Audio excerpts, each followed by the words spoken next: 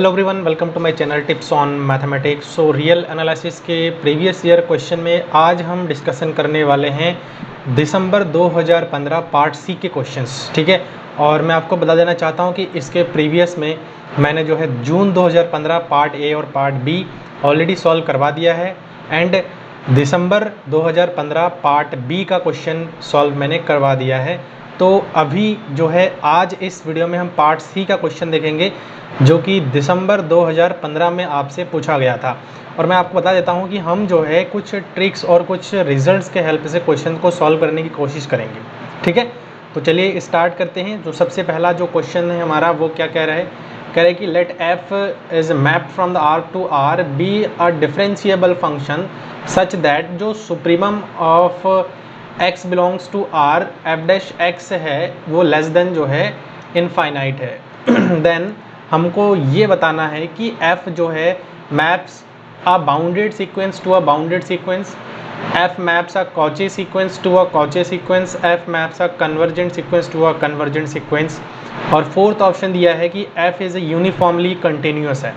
तो हमें इनमें से जो है, देखो पार्ट सी का क्वेश्चन है तो ऑब्वियस है कि एक से ज़्यादा जो है हमारे क्वेश्चंस यहाँ पर एक से ज़्यादा ऑप्शन जो है हमारे यहाँ पे करेक्ट हो सकते हैं। तो वो हमें एक एक करके एनालाइज करना है। और पार्ट सी का जो मेन ये है कि आपका इसमें एक से ज़्यादा ऑप्शन जो है सही होते हैं। एक्चुअल में क्या है, पार्ट बी में तो बहुत इजी हो जाता है हमारे लिए, क्योंकि एक ऑप्शन अगर हमें मिल गया है, अगर गलत ऑप्शन मिल गया है, फिर कोई हमें ऐसा एग्जाम्पल मिल गया जिससे हम उसको गलत कर दें तो हमें एक ऑप्शन हम सही इजीली बता सकते हैं। लेकिन यहाँ पर थोड़ा सा दिक्कत वाली बात ये होती है, लेकिन ये अगर आप रेगुलरली प्रैक्टिस करें तो ये भी हमारा सही हो सकता है। ठीक है, तो चलो देखो कैसे कर सकते हैं हम। सबसे पहला तो इसमें जो क्वेश्चन में इंफॉर्मेशन गिवन है, हम गिवन इंफॉर्मेशन के अकॉर्डिंग जो है वर्क करेंगे। The given information is so F is since the F is differentiable function. ठीक है, एफ क्या है, डिफरेंशिएबल फंक्शन है।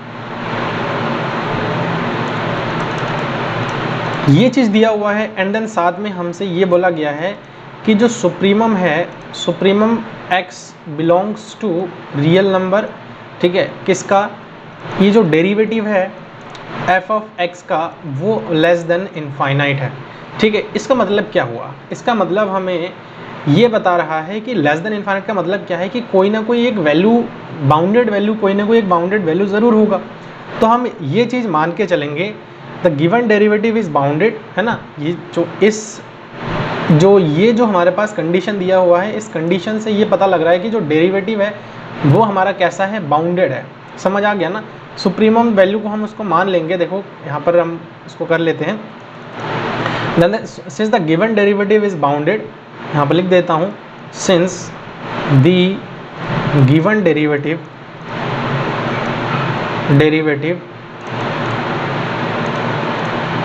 इज बाउंडेड, इट मीन क्या है, इट मीन क्या है कि हम ये कह सकते हैं कि जो एफ डैश एक्स है वो लेस देन इक्वल टू हमारा क्या हो जाएगा, कोई एक वैल्यू के बराबर हो जाएगा। कहाँ से पता लगा हमें, यहाँ से पता लगा कि ये जो है हमारा क्या है, बाउंडेड है। ठीक है, ये हमारा क्या है, बाउंडेड है। अब नाउ अगर ये चीज़ हमारे पास मिल गया for all x belongs to r। ठीक है, ये जो x दिया हुआ है इस x बिलोंग्स टू r हम कह रहे हैं। अब यहाँ से हम देखो एक फॉर्मूला हम यहाँ पर अप्लाई करेंगे। मीन वैल्यू थ्योरम के बारे में आप लोगों ने सुना होगा। ठीक है, बाय मीन वैल्यू थ्योरम। अगर मैं मीन वैल्यू थ्योरम की बात करूँ तो यहाँ पर मीन वैल्यू थ्योरम क्या होता है, देयर एग्जिस्ट, एक पॉइंट हमारा एग्जिस्ट करता है, c मान के चल रहा हूँ, जो कहाँ से एग्जिस्ट करता है, x, y से एग्जिस्ट करता है।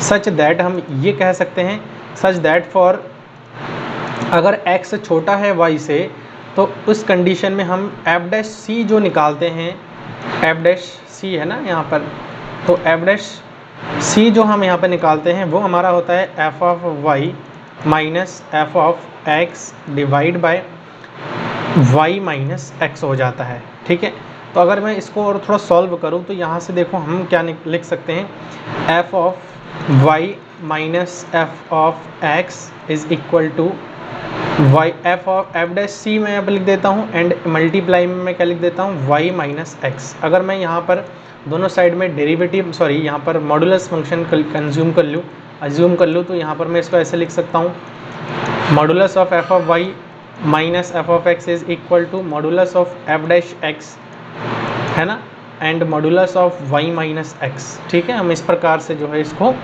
लिख सकते हैं। अब चूंकि हमारे पास दिया हुआ है कि एक पॉइंट पर एक पर्टिकुलर जो है एफ डैश एक्स की वैल्यू है वो हमारा लेस देन एम है, हमने ये चीज़ देखा है, तो मैं अब इस चीज़ को ऐसे लिख देता हूँ, F of Y minus F of X is equal to less than M है ना, तो हम यहाँ पर अब लेस देन डायरेक्ट यूज़ करेंगे, लेस देन एम, यहाँ पर जो है मॉडुलस फंक्शन यूज़ करेंगे और मॉडुलस ऑफ वाई माइनस यहाँ से हो जाएगा x.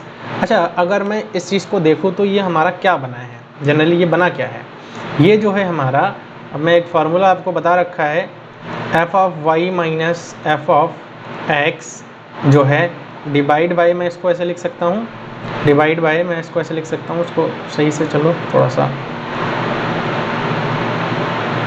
Divide by Y minus X modulus, ठीक है, is less than equal to M हो जाएगा। और ये क्या बता रहा है आपको, ये बता रहा है f इज़ लिपसिड फंक्शन। ठीक है, इसका मतलब क्या है, f जो है हमारा क्या हो गया है, it mean f this imply, हम यहाँ पर लिख सकते हैं इट इम्प्लाई f इज लिपसिड्स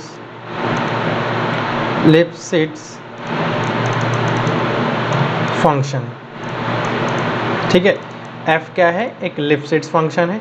अगर f लिपसिड फंक्शन है, लिपसिड फंक्शन क्या इम्प्लाई करता है, जो यूनिफॉर्म कंटिन्यूस शो करता है, क्या करता है, यूनिफॉर्मली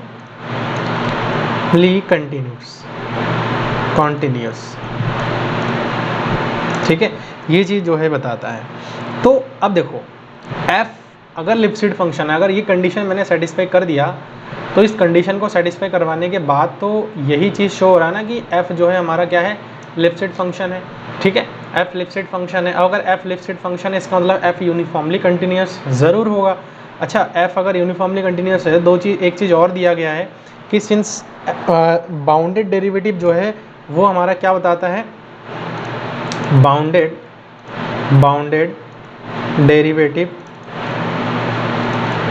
डेरिवेटिव क्या इम्प्लाई करता है, बाउंडेड डेरिवेटिव इम्प्लाई करता है लिपसिड फंक्शन। ठीक है, क्या इम्प्लाई करता है,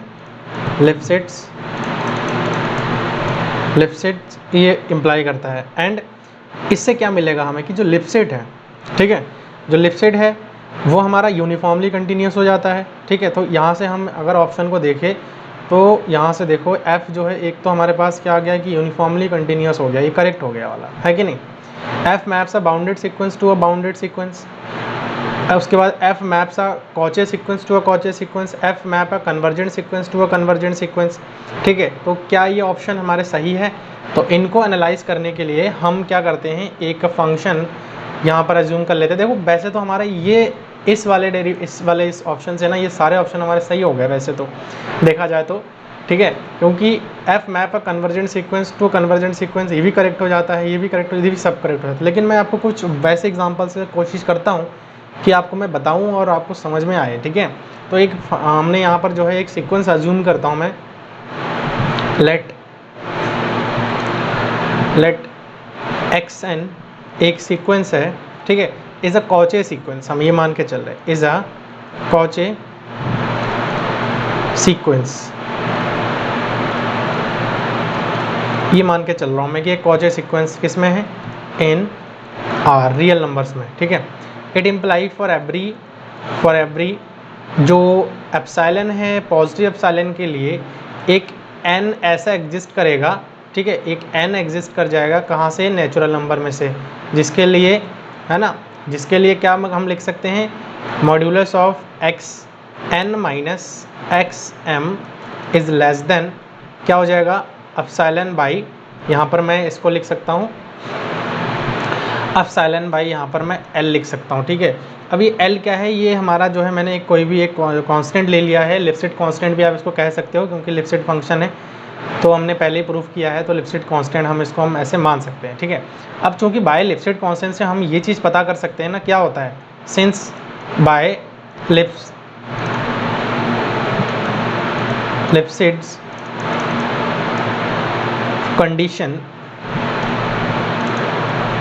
अब लेफ्ट साइड कंडीशन क्या कह रहा था? लेफ्ट साइड कंडीशन यही कह रहा था कि F X N minus F X M ये लेस देन होना है किसके? L modulus of X N minus X M, ठीक है, X N minus X M, हाँ ठीक है। तो अब देखो यहाँ से अगर मैं इस कंडीशन को यहाँ पर अप्लाई कर दूँ तो ये एक्चुअल में निकल के क्या आ जाएगा? अगर मैं इस चीज़ को यहाँ पर अप्लाई कर दूँ तो यहाँ से हमारे पास आ रहा है F X N minus F X M, ठीक है, ये हमारा आ जाएगा less than equal to L modulus of X N minus X M, और ये लेस देन हमारा किसका आ जाएगा? क्योंकि ये इसके लेस देन है ना, तो इसको लेस देन हम एप्सिलॉन बाई एल लिख सकते हैं, ठीक है, L into epsilon by L, क्योंकि ऑलरेडी यहाँ पर जो है हमारे पास क्या है, ये एल के उसका है, ये एल तो ऑलरेडी है ही, और इस चीज़ का अगर मैं यहाँ पे लिख दूँ तो ये एल इंटू एप्सिलॉन, तो एल से एल कैंसिल हो जाएगा, जनरली ये हमारे पास क्या बच जाएगा? एफ जो एक्स एन बचेगा, F X N minus F X M जो होगा वो हमारा जो है लेस देन किसका हो जाएगा? एप्सिलॉन। देखो यहाँ पर एक एल ऑलरेडी है, ठीक है, यहाँ पर एक एल ऑलरेडी है, और यहाँ पर अगर मैं इस कंडीशन को अप्लाई करूँ तो L into epsilon by L हो जाएगा, जिससे एल से एल कैंसिल होने के बाद ये चीज़ हमको मिल जाएगा। अच्छा, जब ये चीज़ हमें मिल रहा है तो इससे क्या प्रूव हो रहा है कि ये Cauchy sequence to Cauchy mapping किससे हो रहा है? कॉची सीक्वेंस से कॉची सीक्वेंस। हमने क्या लिया था?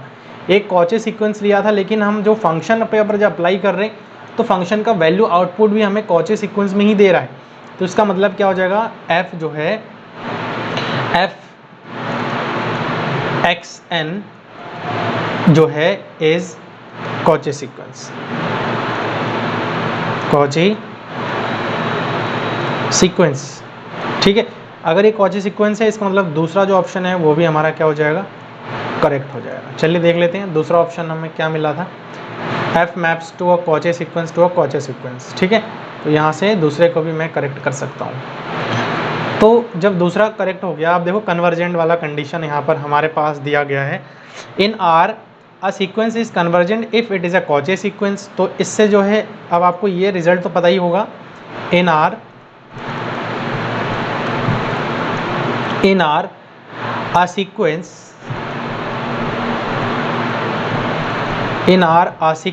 is convergent if and only if it is Cauchy sequence। ये क्लियर हो गया ना आपको? देखो अगर आपको थोड़ा बहुत भी डाउट है तो मुझे ऐसा लगता है कि आपको मेरे जो प्लेलिस्ट है CSIR नेट रियल एनालिसिस करके मैंने बना रखा है, और जितना भी रियल एनालिसिस का सिलेबस है उसमें मैंने आपको पूरा कवर करके बताया है, ठीक है। तो कहीं ना कहीं मुझे लगता है कि अगर आपको थोड़ा बहुत भी डाउट है या समझ में नहीं आ पा रहा है तो आप लोग एक बार वीडियो को ज़रूर देखिए, क्योंकि उस प्लेलिस्ट में मैंने कॉची सीक्वेंस क्या होता है, लिमिट क्या होता है, कंटिन्यूटी क्या होता है, डिफरेंशियबिलिटी क्या होता है, बाउंडेड क्या होता है, मतलब तमाम जितने भी टॉपिक है तो सब मैंने अच्छे से डिस्कस कर रखा है, ठीक है। तो वो आप लोग एक बार देख लीजिए ताकि आपको इस क्वेश्चन में बिल्कुल भी कोई दिक्कत ना हो। तो यहाँ से क्या पता लग गया कि in R a Cauchy sequence is convergent if and only if it is a Cauchy sequence, ठीक है ना। A sequence is a convergent if and only if it is a Cauchy sequence. तो मतलब अगर कोई सीक्वेंस कन्वर्जेंट है वो तभी पॉसिबल है जब वो कॉची हो। तो कॉची सीक्वेंस तो अभी हमने प्रूफ कर ही रखा है, इसका मतलब जो है ये हमारे पास ट्रू हो जाएगा, ठीक है। ये हमारे पास जो है क्या हो जाएगा? ट्रू हो जाएगा, थर्ड वाला ऑप्शन, ठीक है। अब ऑप्शन 1 के लिए आपको पता है कि ऑप्शन 1 में एक चीज़ मैं आपको बता देता हूँ। For option 1 every Lipschitz continuous function maps bounded sequence to a bounded sequence, ठीक है। तो जितने भी लिप्सिड कंडीशन होते हैं, लिप्सिड कंटिन्यूस होते हैं फंक्शन, तो वो बाउंडेड फंक्शन में ही मैप होता है। इसका मतलब इसका कौन कौन सा ऑप्शन करेक्ट हो जाएगा? 1, 2, 3 एंड 4। देखो इतना मुझे एक्सप्लेन करने की मुझे लगता है कि ज़रूरत नहीं थी, क्योंकि जब मैंने लिप्सिड फंक्शन बता दिया है, लिप्सिड है एफ जो है लिप्सिड फंक्शन है, तो यूनिफॉर्मली कंटिन्यूस हो गया, और जैसे यूनिफॉर्मली कंटिन्यूस हो गया तो अपने आप जो है ये तीनों ऑप्शन 1, 2, 3 ये जो है हमारा करेक्ट हो गया है, ठीक है। तो इस बात का थोड़ा सा आपको ध्यान रखना चाहिए था। कोई बात नहीं, मैंने एक्सप्लेन इसलिए किया है कि अगर आप एक बिगिनर है और बिल्कुल कुछ समझ में नहीं आ रहा है तो आपको हर एक चीज़ समझ में आए, ठीक है। चलो अगला क्वेश्चन पर चलते हैं, और जो है इस क्वेश्चन पर हम बात करते हैं। चलो इसको थोड़ा सा देख लेते हैं ऐसे, हाँ ठीक है। चलो अब देखो इस क्वेश्चन में क्या कहा गया है, इसको हम देखते हैं एक बार। इस क्वेश्चन में ये कहा गया है कि f जो है x, y जो है आर स्क्वायर से है, कंसीडर एक सीरीज़ कंसीडर करने के लिए बोला जा रहा है, ठीक है।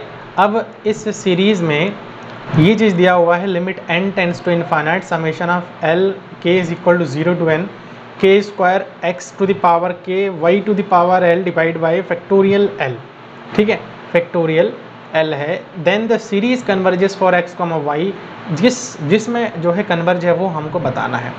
आसान सा क्वेश्चन है, इसको मुझे लगता है कि आपको सॉल्व करना आना चाहिए था। चलिए कोई बात नहीं, मैं आपको वैसे सॉल्व करके बता देता हूँ, ठीक है। तो यहाँ से दिया गया है, हमारे पास दिया है limit n tends to infinite summation l, k is equal to 0 to n k square, okay, x to the power k y to the power l divide by l of factorial. सही लिखा है मैंने, पर check कर लेता हूँ। x square x to the power k y to the power l divide by l का factorial, सही है।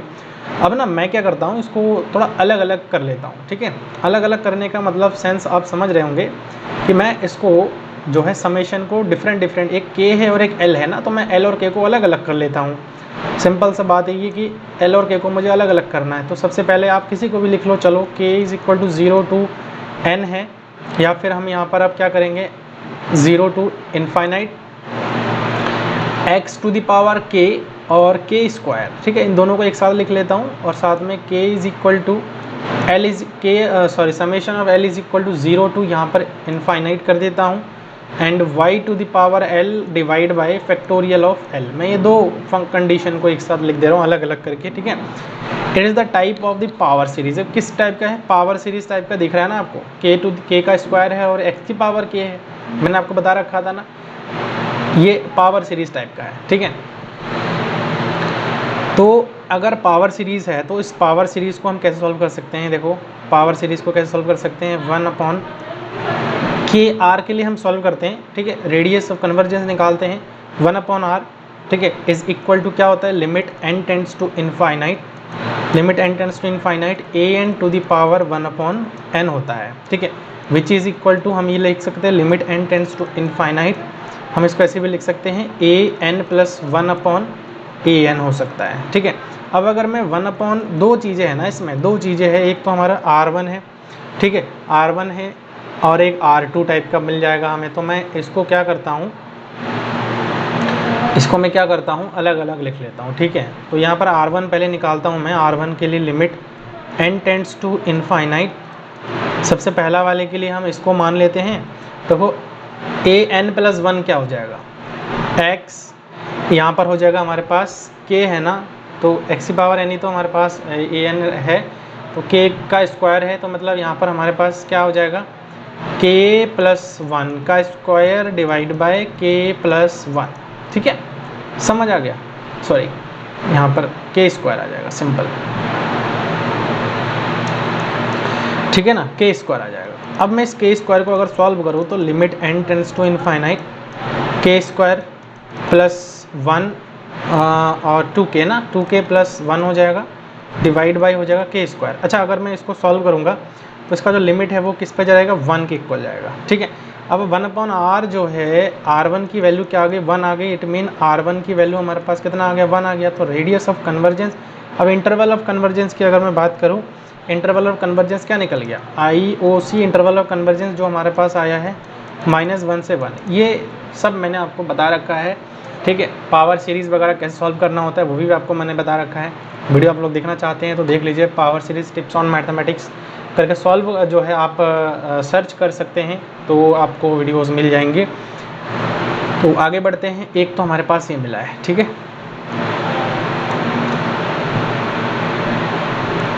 एक तो ये मिला है। चलो नेक्स्ट अगला दूसरा वाला हम सॉल्व करते हैं। दूसरा वाला हमारे पास क्या है, R2 के लिए सॉल्व करते हैं। 1 upon R2 is equal to limit n tends to infinite n tends to infinite, और यहाँ से जो हमारे पास दिया हुआ है l फैक्टोरियल दिया है, इट मीन 1/l+1 फैक्टोरियल, और यहाँ पर हो जाएगा 1/l ऑफ फैक्टोरियल। ठीक है, ये हमारे पास आ जाएगा। इसको सॉल्व करेंगे, ऊपर चला जाएगा, ये नीचे आ जाएगा। तो यहाँ से 1/r2 is equal to limit n tends to infinite, और l फैक्टोरियल, इसको ना क्या करते हैं,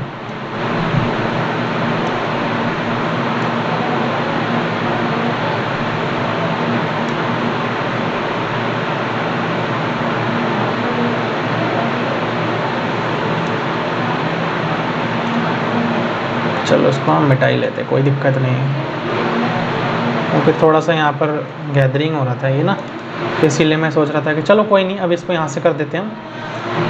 यहाँ से 1/r2 is equal to limit n tends to infinite, ये ऊपर चला जाएगा l factorial divide by l+1 of factorial. अगर इसको और सॉल्व किया जाए तो limit n tends to infinite l factorial है। अब देखो हम किसको ओपन करेंगे, इसको एज इट इज़ रख देता हूँ मैं, ठीक है, एज इट इज़ रख देता हूँ मैं, और इसको खोल देता हूँ l+1, फिर l फैक्टोरियल हो जाएगा ना, एक घट जाएगा, तो यहाँ से ये कैंसिल आउट हो जाएगा, तो 1/l+1 हो जाएगा। ठीक है, अच्छा इसको मैं अगर सॉल्व करूँगा तो ये limit n tends to infinite करके अगर मैं इसको सॉल्व करूँगा, विच इज़ गोज़ टू 0 है ना, टेंड्स टू 0 पर जाएगा। अगर मैं लिमिट लगा करके सॉल्व भी करूँगा तो यहाँ से इसको आप ऐसे लिख लो, ठीक है,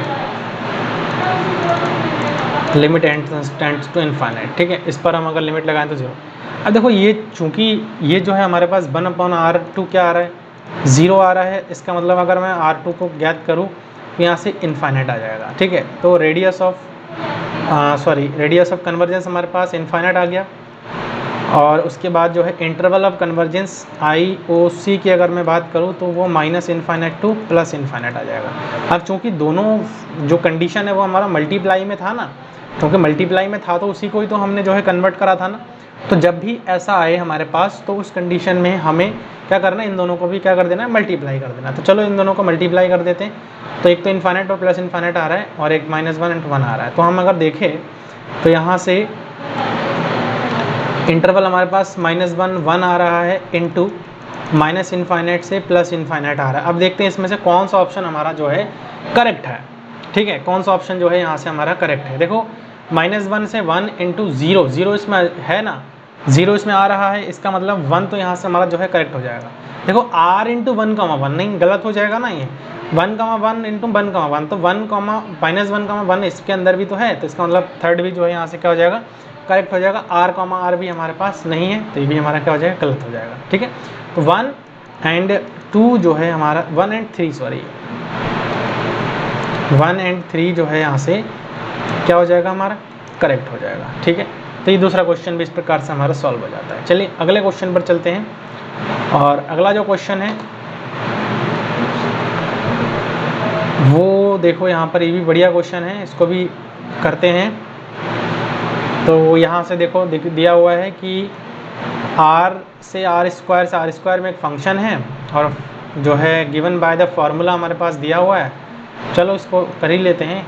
f(x, y) जो है f(x,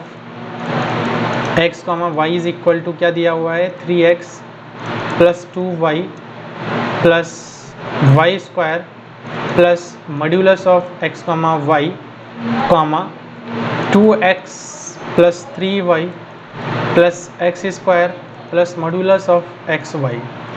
ठीक है, तो ये f(x, y) करके दिया हुआ है, मतलब x से y दिया हुआ है। इसका मतलब हम इसको एक फंक्शन 1, क्योंकि ये फंक्शन 1 भी x, y का फंक्शन है, ये भी x, y का फंक्शन है, तो हमें ऑप्शन में बताना है कंटिन्यूस, डिसकंटिन्यूस है ना, डिफरेंशिएबिलिटी। तो ये तो बहुत आसान है। ठीक है, चलो इसको हम एक बार चेक कर लेते हैं। देखो यहाँ पर क्या है, अगर मैं इसको f(1x, y) मान लूँ और इसको f(2x, y) मान लूँ, तो यहाँ से हमें एक रिज़ल्ट के बारे में मैं आपको थोड़ा सा बताना चाहूँगा। द रिज़ल्ट 1 इज़, रिज़ल्ट 1 में लिखा देता हूँ यहाँ पे, रिज़ल्ट, ये पहला रिज़ल्ट मैं आपको बता रहा हूँ। हाँ, पहला रिज़ल्ट क्या है, पहला रिज़ल्ट ये कहा जा रहा है कि f(x, y) continuous on R square, continuous on R square, continuous on r square if and only if f1 x comma y, f2 x comma y both continuous,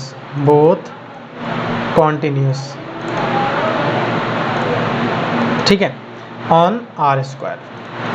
तो भैया एक सीधा सीधा तो सवाल मेरा यही है कि भैया ये जो है पॉलिनोमियल टाइप का दिख रहा है ना, तो कहीं ना कहीं ये हमारा जो है कंटिन्यूस हो जाएगा, इसमें तो कोई डाउट नहीं होना चाहिए। एक रिजल्ट मैं आपको और लिखाऊंगा, उससे थोड़ा सा क्वेश्चन और ज़्यादा क्लियर हो जाएगा आपको। रिजल्ट 2, और रिजल्ट 2 क्या कह रहा है? रिजल्ट 2 ये कह रहा है कि if the partial derivatives, if the partial derivatives f1 x, यहाँ पर ना पार्शियल डेरिवेटिव को थोड़ा सा नीचे लिखा जाता है ना, x f1 y, इसको भी सही से लिख देता हूँ मैं, f1 y f2x f2y, ठीक है, एग्जिस्ट करें, exist and are continuous on R square, then हम ये कह सकते हैं F X comma Y is differentiable,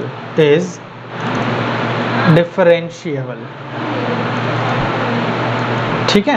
ये दो रिजल्ट हैं, अब इन दोनों रिजल्ट का हम एक एक करके यूज़ करेंगे और देखेंगे कौन सा ऑप्शन हमारा सही हो रहा है, नहीं हो रहा है डिस्कार्ड कर देंगे। तो सबसे पहले देख लेते हैं कि कंटिन्यूस है, तो भैया ये भी कंटिन्यूस हो जाएगा, ठीक है।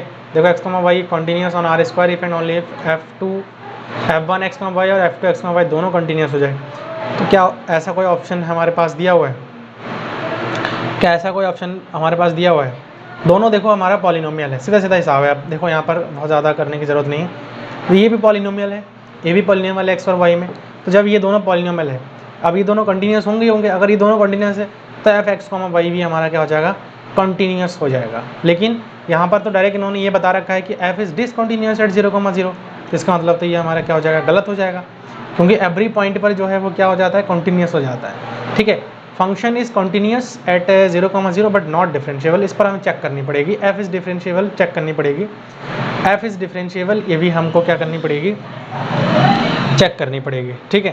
तो यहाँ से जो है हम क्या करेंगे, यहाँ से जो है हम अब जो है डेरिवेटिव को चेक करने की कोशिश करेंगे, ठीक है। तो रिजल्ट 1 जो है ये हमारे पास क्या हो जाएगा? कंटिन्यूस हो जाएगा। तो यहाँ से अब डेरिवेटिव को चेक करेंगे हम, पार्शियल डेरिवेटिव को, ठीक है। तो पार्शियल डेरिवेटिव को चेक करेंगे तो f1 करली f1 और करली x क्या हो जाएगा हमारे पास? 3 प्लस जो हमारे पास फंक्शन दिया है तो x के रिस्पेक्ट में करें तो 3 आ जाएगा, y का 0 हो जाएगा, 2y ये भी 0 हो जाएगा। मॉडुलस x, y का अगर मैं करूँगा तो ये हमारे पास x upon modulus of x, और यहाँ पर हमारे पास क्या आ जाएगा? y आ जाएगा। अच्छा, ऐसा क्यों हुआ है वो भी हमको थोड़ा सा समझने की ज़रूरत है, ठीक है।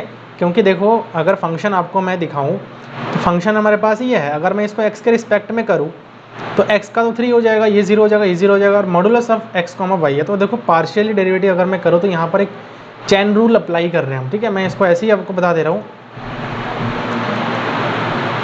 करली ओवर करली x modulus of x y हो जाता है। तो इसको हम जो है क्या करते हैं? By the chain rule. Chain rule हम कैसे अप्लाई करते हैं? देखो d over D X comma Y के रिस्पेक्ट में करते हैं, किसका करेंगे? एक्स वाई का, इनटू दूसरा जो है करली ओवर करली एक्स वाई का हम पार्शियल डेरिवेटिव करते हैं, ठीक है। अब देखो यहाँ पर अगर ये रूल मैं अप्लाई कर दूँ तो डी ओवर डी जो है यहाँ से क्या आ जाएगा? D over D X Y, और यहाँ से जो है एक्स कॉमा वाई हो जाएगा, और ये चीज़ हमारे पास आ जाएगा। तो देखो यहाँ से जब भी हम इसका डेरिवेटिव हम करते हैं, ठीक है, इसका डेरिवेटिव हम करते हैं तो एक चीज़ हमको सीखना पड़ेगा यहाँ पे, एक रिज़ल्ट हमको यहाँ पर सीखना पड़ेगा। वो रिज़ल्ट मैं आपको यहाँ पर बता देता हूँ कि जब भी देखो सिंस जो d/du होता है और यहाँ पर मॉडुलस में u होता है ना, मॉडुलस में u होता है, तो उस कंडीशन में u अपॉन मॉडुलस में u हो जाता है। ठीक है, तो इसको भी अगर मैं सॉल्व करूँगा यहाँ से तो ये हमारे पास आ जाएगा एक्स वाई अपॉन मॉडुलस में एक्स वाई। ठीक है, ये चीज़ आ जाएगा इनटू, देखो यहाँ पर x के रिस्पेक्ट में कर रहा हूँ तो सिंपली क्या आ जाएगा, y आ जाएगा। अब मैं इसको और सॉल्व करूँ तो यहाँ से देखो सॉल्व करने पर हमें क्या मिल जाएगा, x upon modulus of x, y upon modulus of y into यहाँ से क्या आ जाएगा, y आ जाएगा। ठीक है, अब देखो अगर 0 से बड़ी है ना y और 0 से छोटी है तो दोनों ही कंडीशन के लिए जो मॉडुलस ऑफ y है उसको हम y लिख सकते हैं, क्योंकि नेगेटिव पॉजिटिव के लिए मॉडुलस वैल्यू पॉजिटिव दे देगा। तो यहाँ से y लिखूँगा तो ये कैंसिल आउट हो जाएगा। ठीक है, तो यहाँ से जो हमारे पास बचेगा x upon modulus of x और यहाँ पर y बचेगा और y को मैं मॉडुलस में लिख सकता हूँ, तो ये चीज़ हमारे पास आ जाएगा। ठीक है, तो देखो ऐसे जो है आप इसका डेरिवेटिव भी कर सकते हो। हालांकि मुझे समझाने का था ये तो मैंने आपको समझा दिया है, आप चाहो तो इसको उतार भी सकते हो। मैं वैसे तो यहाँ से मिटा ही रहा हूँ ये। ठीक है, इसको मैं मिटा दे रहा हूँ, इसको मिटा देते हैं, क्योंकि मुझे लगता है कि आपको डेरिवेटिव करना तो आसानी से आता ही होगा।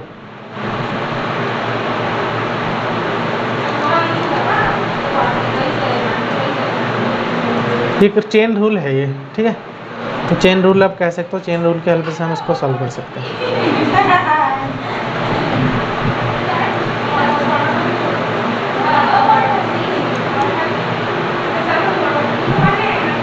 तो यहाँ से हमने इसको ही लिख दिया है। अब अगर मैं अगला वाला इसमें डेरिवेटिव करूँ तो करली f1 ओवर करली y के रिस्पेक्ट में अगर करूँगा मैं तो डायरेक्ट लिख दे रहा हूँ। ठीक है, 2 plus 2 of y plus y upon modulus of y और यहाँ से आ जाएगा x। ठीक है, उसके बाद में अगर दूसरा देखो यहाँ पे करली f2 ओवर करली x, तो करली f2 ओवर करली x को करूँगा तो 2 प्लस 2x, आप इसको करके देख लीजिएगा, plus x upon modulus of x और यहाँ पर हो जाएगा हमारे पास y।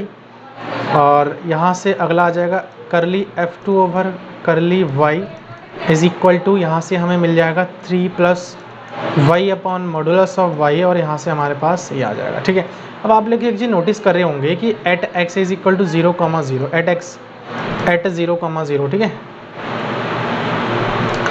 एट 0,0 पर अगर मैं निकालूंगा तो ये आ जाएगा हमारे पास 3 आ जाएगा।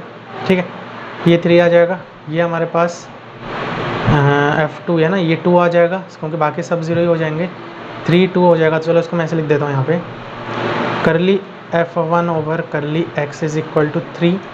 ठीक है, और करली f1 over curly y is equal to 2 आ जाएगा। करली f2 क्योंकि 0 रख रहे हैं x और y के प्लेस पर, बस सिंपल इतना ही है, इज़ इक्वल 2 आ जाएगा। Curly f2 over curly y is equal to 3 आ जाएगा। ठीक है, अब देखो चूँकि जितने भी पार्शियल डेरिवेटिव्स हैं ये सारे के सारे हमारे क्या है, कंटिन्यूस है और एग्जिस्ट भी कर रहे हैं, कहीं कुछ ऐसा इनफाइनाइट नहीं है, कुछ नहीं है, ऐसा कुछ भी नहीं है। तो अब चूँकि ये भी पॉलिनोमियल टाइप का ही है तो ये भी कंटिन्यूस भी है और एग्जिस्ट भी कर रहा है। तो मैंने आपको रिजल्ट में यही तो बताया था कि जब भी कोई भी पार्शियल डेरिवेटिव एग्जिस्ट करता है, ठीक है, और कंटिन्यूस होता है, तो जो f ऑफ x, y होता है वो हमारा डिफरेंशिएबल होता है। तो यहाँ से एक चीज़ और क्लियर हो गया है कि f जो है डिफरेंशिएबल हो जाएगा, इसका ऑप्शन ये सही हो जाएगा।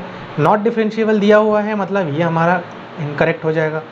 ठीक है, f is differentiable eight 0,0 and the derivative d f x, y is invertible. चलो इसको भी एक बार हम चेक करके देख लेते हैं कि इन्वर्टेबल है या नहीं है।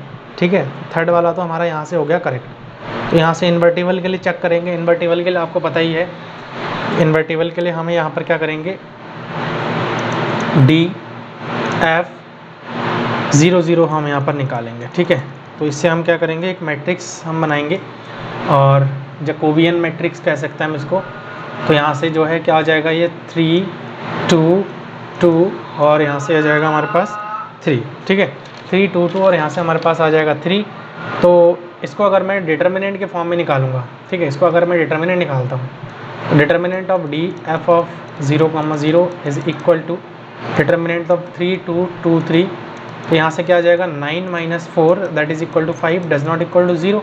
अब चूँकि 0 नहीं है तो इन्वर्टिबल है, तो 0 नहीं है तो इसका मतलब क्या हो जाएगा, ये इन्वर्टिबल हो जाएगा, मतलब 4 भी यहाँ से हमारा क्या हो जाएगा, करेक्ट हो जाएगा। ठीक है, 4 ऑप्शन भी यहाँ से करेक्ट होंगे। डिफरेंशिएबल है वो तो हमने बता ही दिया है। ठीक है, और ये इन्वर्टिबल है तो ये भी ऑप्शन हमारा सही हो जाएगा। तो थर्ड एंड फोर्थ जो है यहाँ से हमारा क्या हो जाएगा, करेक्ट हो जाएगा। ठीक है, चलिए अगला इसमें और भी क्वेश्चंस है। चलिए इस क्वेश्चन को एक बार देखते हैं और इस क्वेश्चन को सॉल्व करते हैं। ठीक है, जो क्वेश्चन है वो क्या कहा है कि p N x is equal to n x square plus b a sequence of quadratic polynomial where b n जो है आर में से आ रहा है और n ग्रेटर देन 1 है और lambda 1 lambda 2 be a distinct non zero real number such that कि जो p ऑफ लैम्डा नॉट है, अगर लिमिट टेंड्स टू इनफाइनाइट करूँगा तो ये दोनों ही क्या करेगा, एग्जिस्ट कर जाएगा। ठीक है, तो उस कंडीशन में ये कुछ हमारे पास ऑप्शन दिए गए हैं। पी एन एक्स एग्जिस्ट करेगा, P dash N X exist करेगा, P N lambda not lambda 1 ये एग्जिस्ट करेगा, डज नॉट एग्जिस्ट करेगा, डैश एग्जिस्ट नहीं करेगा। तो ये कौन सा सही है वो हमको अब क्या करना है, बताना है। तो सबसे पहले तो यहाँ पर हम देखते हैं कि दिया क्या है हमारे पास, पी एन एक्स जो है यहाँ पर दिया हुआ है और वो दिया हुआ है हमारे पास A N x square plus B N x.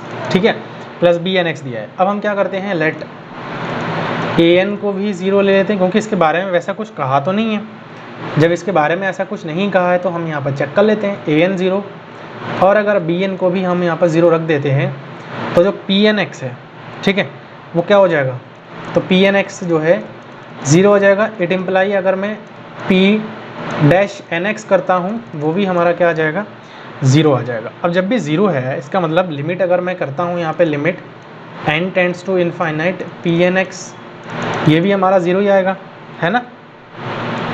और यहाँ से अगर मैं देखूँ तो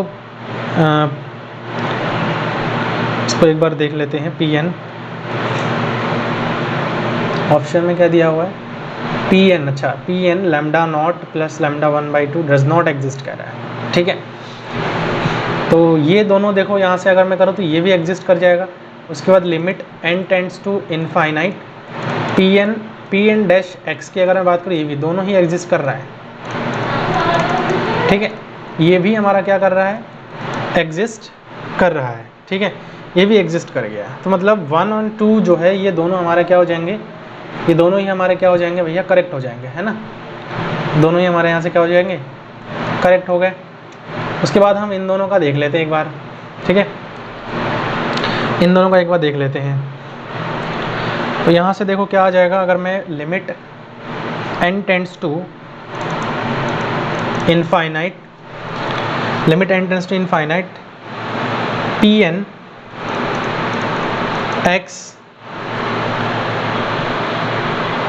एन एक्स और यहाँ से मैं अगर लैम्डा नॉट प्लस लैम्डा 1/2 करता हूँ तो ये भी चूँकि 0 है तो ये भी 0 आ जाएगा, ये भी एग्जिस्ट कर रहा है। ठीक है, ये भी हमारा क्या कर रहा है, एग्जिस्ट कर रहा है। और साथ में अगर मैं देखूँ दूसरे वाले को तो वो भी हमारा एग्जिस्ट कर ही जाएगा क्योंकि वो भी हमारा 0 है। तो ये कह रहा है कि ये डज़ नॉट एग्जिस्ट है, ये भी हमारा क्या है, डज़ नॉट एग्जिस्ट है। तो इस दोनों से अगर मैं देखूँ तो 1 और 2 जो है हमारे यहाँ से क्या हो जाएगा, करेक्ट होता हुआ दिख रहा है। बहुत सिंपल सा है ये तो। ठीक है, बहुत सिंपल। आप चाहो तो उसको दूसरे वे में भी सॉल्व कर सकते हो, ऐसा कुछ नहीं है। इसको प्रॉपर तरीका भी है सॉल्व करने का। मैं चलो एक बार प्रॉपर तरीका आपको बता देता हूँ, वैसे भी आप इसको सॉल्व कर लेना। ठीक है, चलो देखो यहाँ पर जो हमारे पास आ रखा है पी एन एक्स, ये भी 0 आ रखा है ना, और पी डैश एन एक्स ये भी हमारे पास क्या आ गया, 0 आ गया। अगर मैं दोनों की बात करूं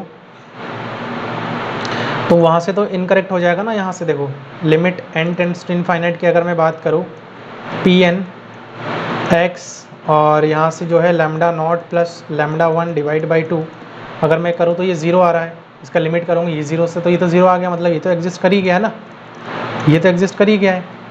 ऐसे ही मैं अगर बात करूँ limit n tends to infinite P N dash of X और lambda not plus lambda 1/2 which is also equal to 0 and which is exist. ठीक है, ये भी एग्जिस्ट कर रहा है। तो अगर ये एग्जिस्ट कर रहा है, नाउ तो यहाँ से दोनों ऑप्शन तो हमारे गलत हो गए ना, ये डायरेक्टली इससे तो ये दोनों ऑप्शन गलत कर सकते हैं हम, इससे ये दोनों ऑप्शन को ही हम गलत बता सकते हैं, ठीक है। तो गलत हो गया हमारा। अब देखो आगे सॉल्व करते हैं इसको।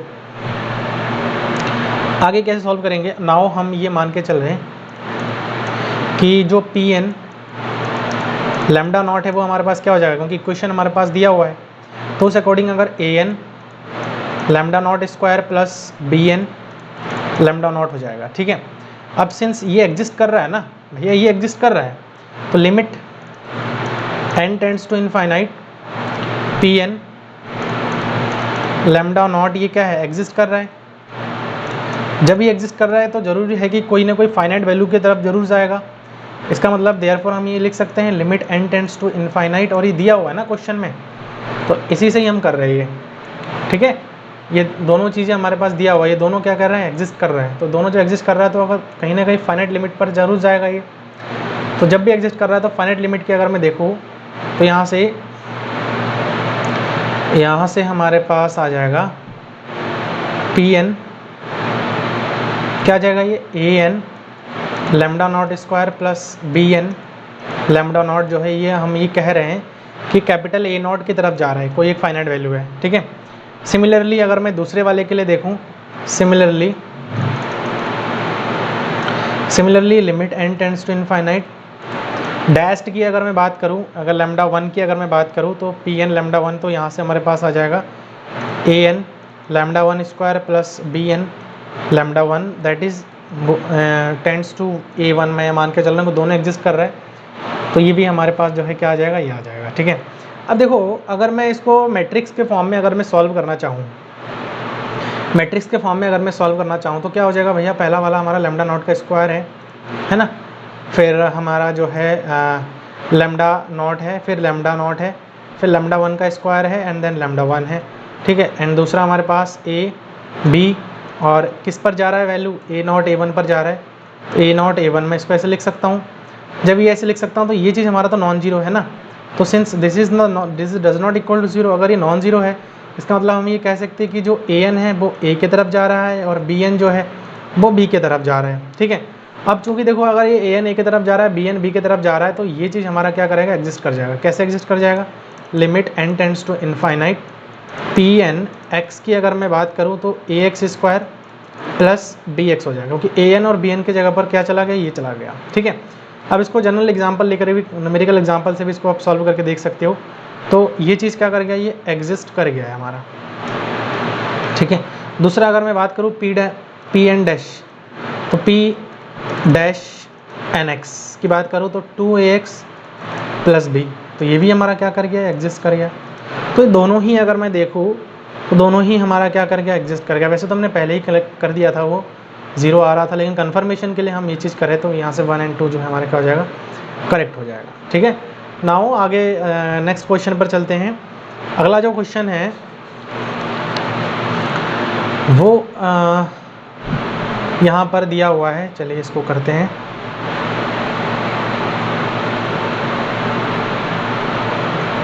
ओके चलो देखो यहाँ पर क्या है, let T and A B a positive real numbers define, B A जो है हमारे पास डिफाइन किया गया है इस प्रकार से टपल्स के फॉर्म में, और जो ये सारे के सारे जो टपल्स हैं उनको हम ऐड करके स्क्वायर कर रहे हैं वो ए से लेस है, ए स्क्वायर से लेस है, लेस देन इक्वल है, ठीक है। तो यहाँ से जो इंटीग्रेशन है b a f t of x D x is equal to b T A f x. अब देखो यहाँ पर जो है हम इनका इन सारे के सारे जो ऑप्शंस है इनको कुछ रिजल्ट्स है, उन रिजल्ट्स के हेल्प से हम सॉल्व करते हैं, ठीक है। फर्स्ट के लिए सॉल्व करते हैं। तो फर्स्ट के लिए एक रिजल्ट मैं आपको बता दे रहा हूँ, integration r n f of t x D x की अगर मैं बात करूँ तो वो हमारा होता है 1/tn integration r n f of x D x होता है। तो अगर मैं देखूँ इसको इंटीग्रेशन बी ए यही तो है, F of t x D x जो हमारे पास आ जाएगा तो 1/t⁴n इंटीग्रेशन बी टी आ रहा है ना, तो टी ए की अगर मैं बात करूँ तो F of x D X आ जाएगा। अब इसको मैं अगर ले जाऊँ तो ये T to the power minus का क्या हो जाएगा, 1 हो जाएगा। तो यहाँ से integration F of B T A F of X और T to the power minus का एन ऑफ डी एक्स, मैं इसको इस प्रकार से लिख सकता हूँ। मतलब ये इसके बराबर आ रहा है, ये बाय रिजल्ट हमारा जो है बाय डिफ़ॉल्ट ट्रू है, ठीक है। तो इसका मतलब हमारा जो पहला वाला ऑप्शन है यहाँ से क्या हो जाएगा, करेक्ट हो जाएगा, ठीक है। ये करेक्ट हो गया, बाय डिफ़ॉल्ट करेक्ट है, एक नंबर उससे हो रहा है। अब देखो ये चीज़ हमारे पास आ रहा है, तो ये डायरेक्टली इसके बराबर नहीं होगा, ये माइनस के बराबर है। तो इसका मतलब यहाँ से तो पता लग रहा है कि पहला वाला रिजल्ट से अगर मैं एनालाइज करूँ इसको, तो ये जो है टी की पावर 1 है यहाँ पे, लेकिन माइनस का n होना चाहिए। समझ में आ गया, माइनस का n होना चाहिए। इसका मतलब जो है दूसरा क्या हो जाएगा हमारा यहाँ से इनकरेक्ट हो जाएगा, ठीक है। दूसरा वाला यहाँ से क्या हो जाएगा, इनकरेक्ट हो जाएगा। अब हम बात करते हैं तीसरे के लिए, तीसरे के लिए बात करते हैं। देखो तो तीसरा हमारे पास क्या है, integration r to the power n f of x plus y d x की अगर मैं बात करूँ तो यहाँ से हो रहा है integration r to the power n f of x d x, ठीक है, for some y belongs to r to the power n। अब इसको हम क्या करते हैं, लेट x प्लस वाई को क्या कर लेता हूँ मैं, u मान लेता हूँ, ठीक है। अब मैं इसको रिस्पेक्ट डी यू और ये 0 हो जाएगा, इज इक्वल टू ये क्या आ जाएगा, डी एक्स आ जाएगा। अब देख रहे हो वेरिएबल को अगर मैं चेंज कर रहा हूँ, integration r to the power n f of u d u हो रहा है, is equal to integration r to the power n f of x d x के बराबर हो रहा है। तो ये दोनों ही हमारा क्या है, एक जैसा ही है ना, दोनों हमारा क्या है, सेम है। तो यहाँ से देखो अगर दोनों सेम है तो मैं इस चीज़ को क्या कर सकता हूँ, करेक्ट कर सकता हूँ, ठीक है। दोनों ही हमारा क्या है, सेम, ये भी और ये सेम मीनिंग बता रहा है, ठीक है। उसके बाद जो है अगर इस ऑप्शन को देखें तो इससे ये भी इनकरेक्ट हो जाएगा, ये भी इनकरेक्ट है, ये भी। तो यहाँ से कौन सा करेक्ट है, 1 और 2 जो है हमारा क्या हो जाएगा, यहाँ से करेक्ट हो जाएगा, ठीक है। नेक्स्ट क्वेश्चन पर चलते हैं। अगला जो क्वेश्चन है इसको देखते हैं एक बार, इसको थोड़ा छोटा कर लेते हैं।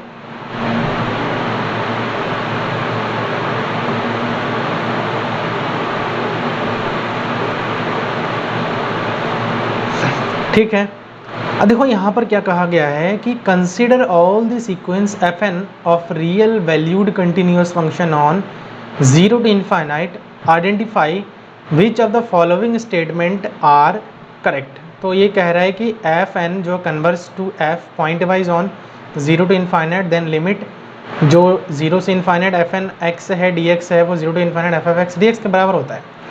ये फिर इफ़ एफ एन कन्वर्ज जो है एफ यूनिफॉर्मली ऑन कन्वर्ज, इसमें यूनिफॉर्मली कन्वर्ज हो जाएगा। तो कन्वर्जेंट यूनिफॉर्मली कन्वर्जेंट यही हमें मोस्टली हमें चेक करनी पड़ेगी, इससे ये पता लग रहा है, ठीक है। चलो इसको चेक करते हैं, ठीक है। देखो यहाँ पर चूँकि जो जो चीज़ें दिया हुआ है ना, हम उसको पहले बात करते हैं, ठीक है। सबसे पहला तो यहाँ पर एक चीज़ दिया हुआ है कि सीक्वेंस एफ एन जो है कंटिन्यूस है, एफ एन कंटिन्यूस है,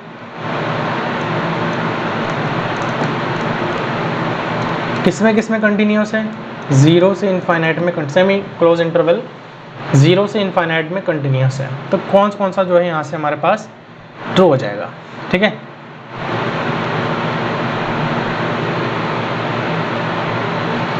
देखो अगर यहाँ पर एक रिजल्ट मैं आपको एक चीज़ बता रहा हूँ, तो यहाँ से देखो अगर ये चीज़ कंटिन्यूस है इसमें, तो यहाँ पर मैं लिख देता हूँ if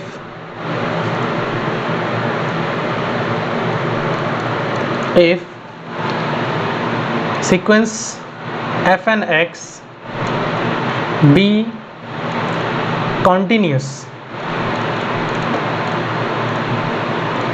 continuous function on 0 to infinite semi closed interval and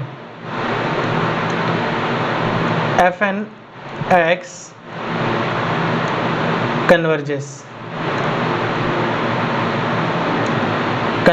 uniformly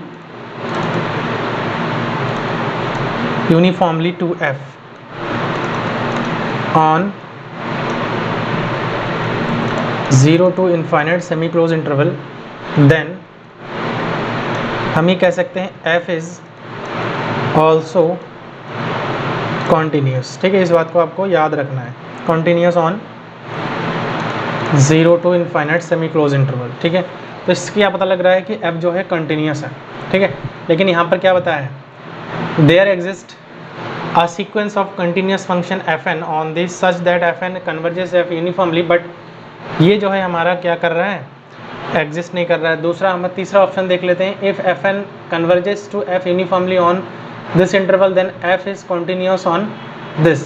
तो f जो है, ये चीज़ हमने सही करा है ना, अभी f जो है कन्वर्ज कर रहा है यूनिफॉर्मली इसमें, तो ये कंटिन्यूस भी हो जाएगा, मतलब ये ऑप्शन हमारा यहाँ से क्या हो जाएगा, करेक्ट हो जाएगा। ठीक है, अगला बात करते हैं, कुछ एक फंक्शन यहाँ पर हम अज्यूम करते हैं। देखो, लेट जो fn(x) है उसको मैं यहाँ पर अज्यूम कर रहा हूँ x minus n by N square, जो कि x कहाँ पर बिलोंग कर रहा है, 0 से n में अगर है तो, और 0 कहाँ पर है अदरवाइज। ठीक है, तो लिमिट अगर मैं बात करूँ, limit n tends to infinite fn(x) is equal to limit n tends to infinite fn(x) क्या है हमारे पास, x minus N divide by N square है, which is f of x is equal to क्या हो जाएगा, यहाँ से 0 हो जाएगा for every x belongs to 0 to infinite. ठीक है, यहाँ से क्या हो जाएगा, ये f ऑफ x आ जाएगा, ये 0 के बराबर आ जाएगा। ये लिमिट अप्लाई करेंगे तो जनरली 0 के बराबर आ जाएगा, और 0 के बराबर जब आएगा तो f ऑफ x ही तो निकलता है। तो इसका मतलब क्या हो जाएगा, ये पॉइंट वाइज कन्वर्जेंट हो जाएगा। देयरफॉर द गिवन सीक्वेंस, ठीक है, जो कंडीशन है उस कंडीशन के अकॉर्डिंग हमने लिया है। कंडीशन में क्या क्या बोला था, देखो यहाँ पर क्वेश्चन में जो कंडीशन है कंटिन्यूस है इसमें, तो ये कंटिन्यूस है भैया इस इंटरवल में। ठीक है, तो यहाँ से क्या लिखेंगे हम, sequence pointwise convergent, pointwise convergent to function, to function f of x is equal to 0 for every क्या हो जाएगा, x belongs to 0 to infinite. ठीक है, इस प्रकार से हम लिख सकते हैं। देन हम अब जब कन्वर्जेंट आ गया तो हम सुप्रीमम निकाल सकते हैं mn, बाय mn टेस्ट हम सॉल्व करेंगे इसको। अब तो mn जो सुप्रीमम ऑफ किसका, x minus n by N square such that जो x है वो 0 टू n में है। ठीक है, तो ये क्या आ जाएगा, अगर मैं सुप्रीमम वैल्यू निकालो तो 0 पर अगर मैं रखूँगा तो ये टोटली आ जाएगा 0 1 बाई एन, तो यहाँ पर हमारे पास आ जाएगा 1/n आ जाएगा। ठीक है, तो 1/n हम लिमिट अप्लाई करेंगे, limit n tends to infinite 1/n करेंगे तो ये किधर जाएगा, 0 की ओर जाएगा, कन्वर्ज कर रहा है ना। तो ये क्या हो जाएगा, by mn test fn is converges uniformly to f, by mn test जो fn(x) है कन्वर्जेस यूनिफॉर्मली टू f। ठीक है, तो इसका मतलब क्या हो जाएगा, fx में कन्वर्ज करेगा, इसका मतलब क्या है। ठीक है, तो यहाँ से यूनिफॉर्मली कन्वर्जेंट हो जाएगा। उसके बाद देखो अगला मैं अगर बात करूँ, देयरफॉर हम यहाँ पे लिख सकते हैं कि जो fn(x) हमारे पास है, ठीक है, वो कन्वर्ज करेगा यूनिफॉर्मली, कन्वर्जेंट सॉरी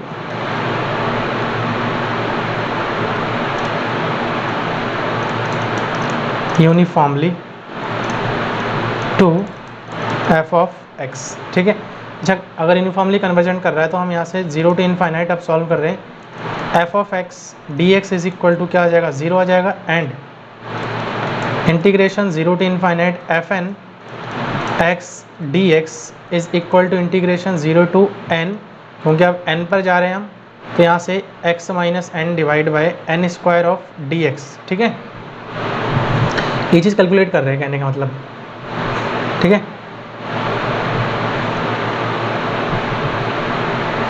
तो यहाँ से क्या आ जाएगा हमारे पास, इसको मैं अगर सॉल्व करूँगा तो यहाँ से एक्स स्क्वायर, मैं डायरेक्ट कर रहा हूँ इंटीग्रेशन, आप करके इसको देख लीजिएगा, 2n square minus n x divide by N square, और अपर लिमिट n है, लोअर लिमिट हमारा क्या है 0 है, तो इसको सॉल्व करेंगे तो यहाँ से हमारे पास क्या आ जाएगा 1/2 - 1 दैट इज़ इक्वल टू 1/2। तो देखो दोनों हमारे पास क्या आ रहा है, बराबर नहीं आ रहा है, ये 0 आ रहा है, और जब हमने इसको सॉल्व भी किया है तो ये हमारे पास क्या आ रहा है 1/2 आ रहा है। तो मतलब ये दोनों ही लिमिट हमारे पास क्या आ रहा है, बराबर नहीं आ रहा है। सो हम यहाँ पर ये कह सकते हैं 1 और 2 जो है यहाँ से क्या हो गया, इनकरेक्ट हो गया है ना। देखो क्या कह रहे हैं, f converse two point wise on this and limit ये बराबर है, तो यहाँ से 1 जो है इनकरेक्ट हो गया। कन्वर्ज कर रहा है uniformly on this and limit this जो है हमारा दोनों क्या है, इक्वल है। यूनिफॉर्मली तो है लेकिन इक्वल नहीं है, तो इसका मतलब ये भी गड़बड़ हो गया। तो यहाँ से हमारे पास ये वाला जो है डज नॉट इक्वल है, तो करेक्ट हो जाएगा हमारे पास। तो यहाँ से कौन सा ऑप्शन सही है हमारे पास, 3rd एंड 4th ऑप्शन जो है इस क्वेश्चन में हमारा करेक्ट हो गया है। ठीक है, चलो अगले क्वेश्चन पर चलते हैं।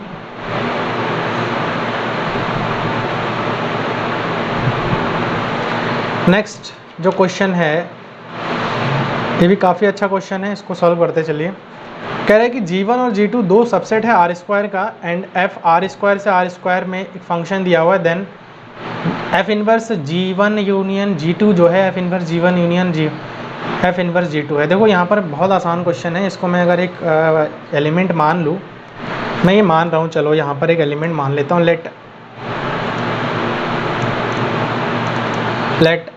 x जो है बिलोंग कर रहा है किसमें, F inverse G1 union G2। F को मैं इस साइड में ले आ रहा हूँ, F ऑफ x बिलोंग कर रहा है किसमें, G1 यूनियन G2।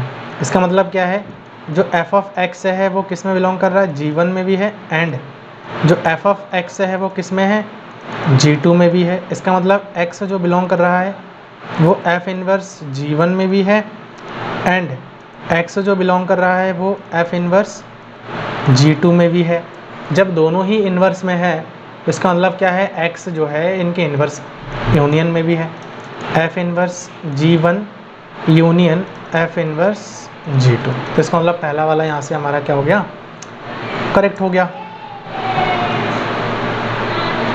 दूसरा अगर मैं बात करूँ यहाँ से F इनवर्स G1 जो है यहाँ पर कॉन्जुगेट है ये, ठीक है। तो ये जो है यहाँ से अगर इसको सॉल्व करा जाए तो यहाँ से क्या आ जाएगा, देखो मैं अगर x को मान के चलता हूँ, ठीक है, x को मैं मान के चल रहा हूँ, x जो है बिलोंग कर रहा है G1 कॉम्प्लीमेंट में, ठीक है। तो मैं अगर इसको इन्वर्स में लगा दूँ तो इट इम्प्लाई fx बिलोंग कर रहा है G1 कॉन्जुगेट में। तो अगर fx G1 कॉन्जुगेट में है तो fx G1 में तो नहीं है कि नहीं। इसका मतलब क्या है कि fx जो है G1 में नहीं है, does not belongs to G1। अगर fx G1 में नहीं है तो यहाँ से fx अगर G1 में नहीं है, इसका मतलब क्या है कि इट इम्प्लाई जो x है वो बिलोंग नहीं कर रहा है f इनवर्स G1 में। तो किस में बिलोंग करेगा, किसी ना किसी में तो बिलोंग करेगा। इट इम्प्लाई x जो है बिलोंग करेगा f इनवर्स G1 के कॉम्प्लीमेंट में, ठीक है। ये चीज़ यहाँ से भी ट्रू हो जाता है। दूसरे वाले में G1 में नहीं है f इनवर्स, तो G1 के कॉम्प्लीमेंट में तो है ही है।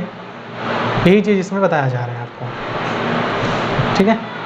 दूसरा जो है इंटरसेक्शन दिया हुआ है, तो यहाँ से इंटरसेक्शन के लिए हम कुछ एग्जांपल अज्यूम कर लेते हैं, ठीक है। देखो लेट f ऑफ x को मैं मान के चल रहा हूँ x² है। अब G1 को मैं यहाँ पर एक पॉइंट मान लूँ -1 और 0, साथ में G2 को मैं पॉइंट मान लेता हूँ यहाँ पर 0 to 1, ठीक है। अब G1 इंटरसेक्शन अगर मैं G2 करूँ तो G1 इंटरसेक्शन G2 करने पर हमारे पास आ क्या रहा है, 0 ही आ रहा है ना, 0 ही आ रहा है। तो f ऑफ G1 की अगर मैं बात करूं तो यहाँ से -1 1 और देखो 1, 0, 1 आ जाएगा ना।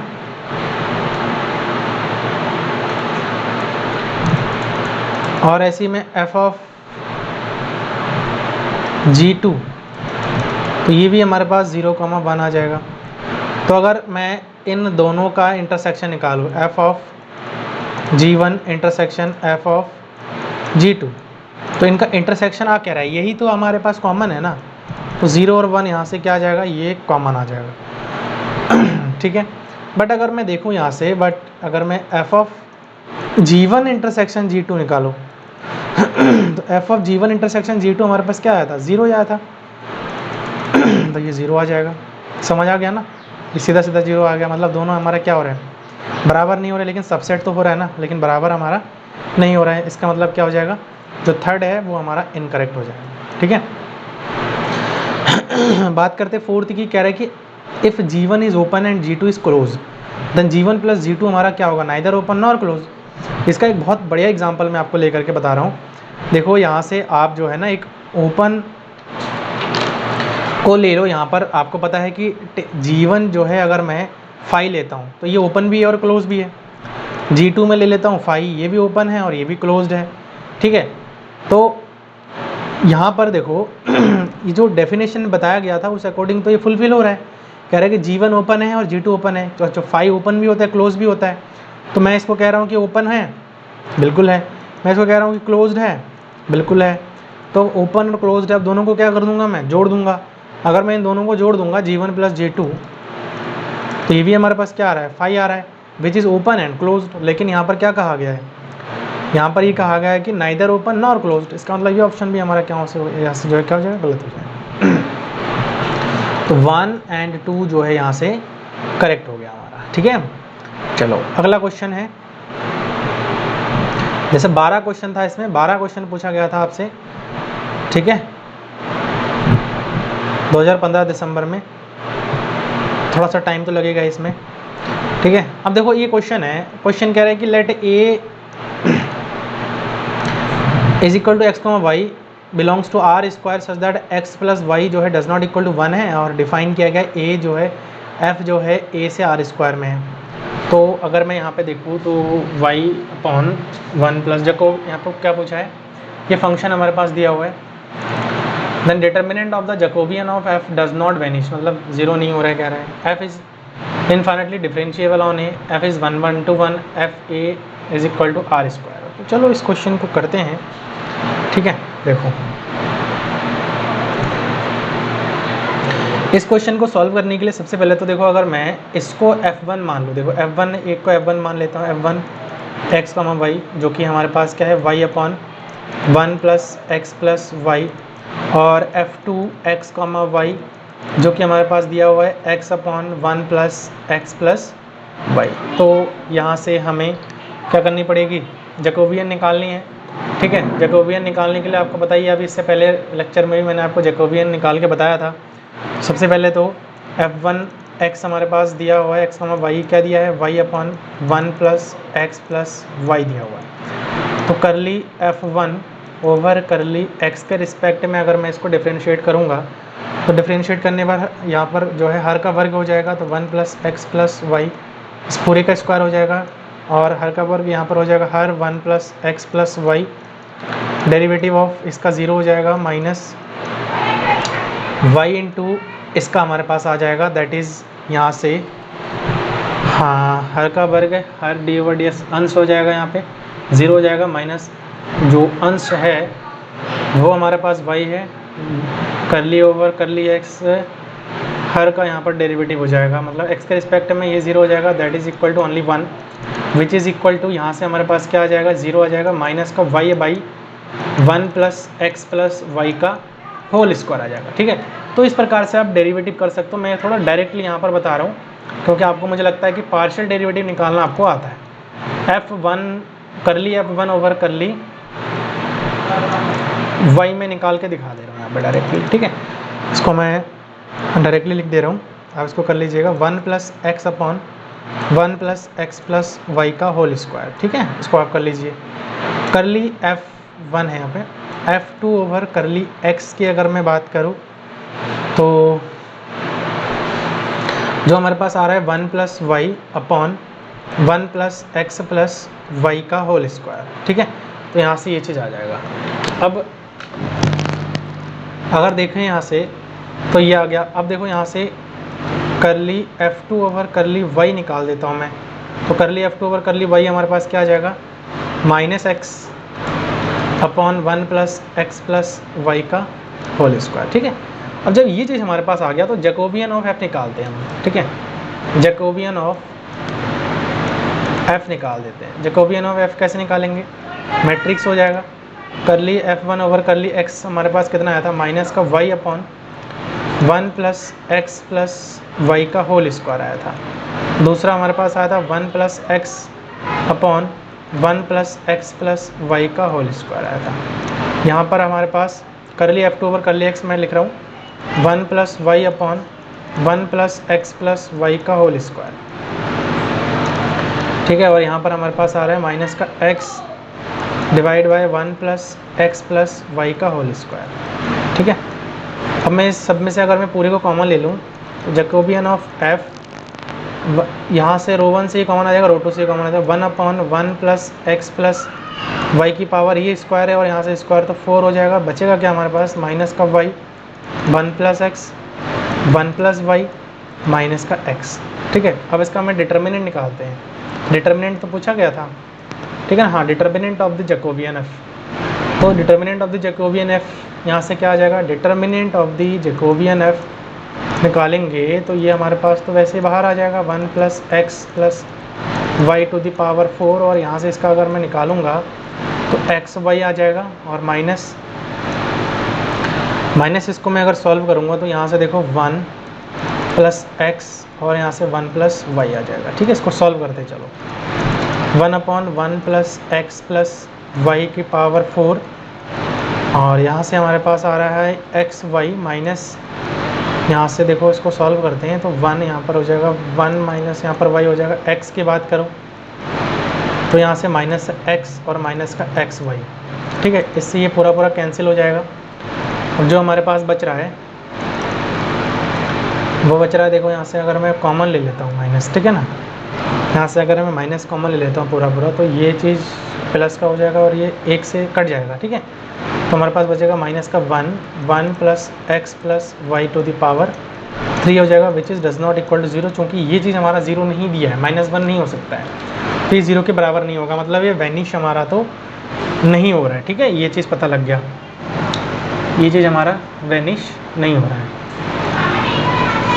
तो determinant of the Jacobian of f does not vanish, तो मतलब ये चीज़ हमारा करेक्ट हो गया यहाँ से। उसके बाद में बात करूँ f is infinitely derivable on a. देखो डेरिवेबल होने के लिए all the partial derivative are exist and continuous, then infinite derivative हो जाएगा। देखो एग्जिस्ट भी कर रहा है, कंटिन्यूस भी है ना, कंटिन्यूस भी है और एग्जिस्ट भी कर रहा है, तो इसका मतलब क्या हो गया, ये डेरिवेबल भी हो जाएगा।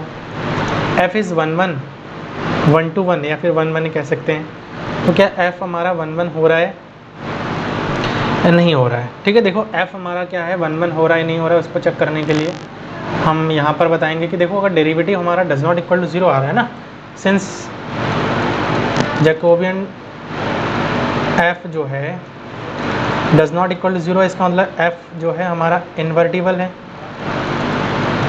ठीक है ना, एफ अगर इन्वर्टिबल है तो एफ मतलब 1 भी होगा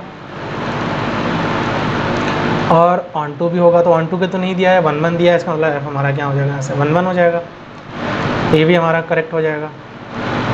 क्या एफ ए जो है पूरा आर स्क्वायर है, एफ ए हमारा पूरा पूरा आर स्क्वायर है, बिल्कुल एफ ए जो है हमारे पास आर स्क्वायर है या नहीं उसको भी हम एक बार चेक कर लेते हैं। तो एफ ए आर स्क्वायर है या नहीं है, फोर्थ ऑप्शन के लिए चेक करते चलो यहाँ से। ठीक है, हम लेट यहाँ पर u को हम ये मान के चल रहे हैं कि y upon 1 plus x plus y हो रहा है, और v को हम ये मान के चल रहे हैं कि x upon 1 plus x plus y हो रहा है। ठीक है, ये हमने क्या किया है, यहाँ से देखो एक को u मान लिया और एक को हमने क्या मान लिया, v मान लिया। ठीक है, बस सिंपल है। जब हमने एक को u और एक को v माना है तो यहाँ से हम u प्लस v निकालते हैं, इससे थोड़ी ईजी पड़ जाएगा, जो कि हो जाएगा y plus x upon 1 plus x plus y. ठीक है, या फिर इसको मैं ऐसे लिख सकता हूँ x plus Y upon 1 plus x plus Y आ जाएगा। अब हम क्या करते हैं, लेट s मान लेते हैं, इसको s मान लेते हैं, x प्लस वाई को हमने क्या मान लिया है, s मान लिया है। देन u प्लस v जो हमारे पास हो रहा है s अपॉन 1 प्लस एस हो रहा है। अब मैं इसको अगर w मान लूँ तो s अपॉन 1 प्लस एस हो जाएगा, इसको मैं w में कन्वर्ट कर लेता हूँ। चलो तो यहाँ से क्या हो जाएगा W 1 plus h is equal to h, तो यहाँ से W प्लस एच डब्ल्यू is equal to h. W में कन्वर्ट कर रहे हैं ना हम, H में कन्वर्ट कर रहे हैं, तो W इज इक्वल टू यहाँ से हो जाएगा हमारे पास H माइनस एच डब्ल्यू, और यहाँ से W इज इक्वल टू हो जाएगा H कॉमन लेंगे 1 माइनस डब्ल्यू, H is equal to W by 1 minus डब्ल्यू। ठीक है, जब ये आ गया देखो ये W does not equal to 1 होगा हमारा। W does not equal to 1 का मतलब है कि U प्लस जो V है वो हमारा डज नॉट इक्वल टू 1 है। जब U plus V does not equal to 1 है मतलब 1 से हमारा क्या होना चाहिए, U प्लस V जो है 1 से छोटा होना चाहिए कि नहीं, छोटा होना चाहिए, छोटा होना चाहिए। अब F can only give those U comma V which is less then, तो यहाँ से इनकरेक्ट हो जाएगा हमारा। ठीक है, तो ये सिर्फ और सिर्फ कौन कौन से लेस देन 1 के लिए जो है हमारे पास है ट्रू। ठीक है, लेकिन बाकी के लिए तो ट्रू नहीं है ना, तो F पूरा आर स्क्वायर तो हो ही नहीं रहा है, तो यहाँ से ये जो है हमारा क्या हो जाएगा, इनकरेक्ट हो जाएगा। समझ में आ गया। चलो अगला क्वेश्चन पर चलते हैं।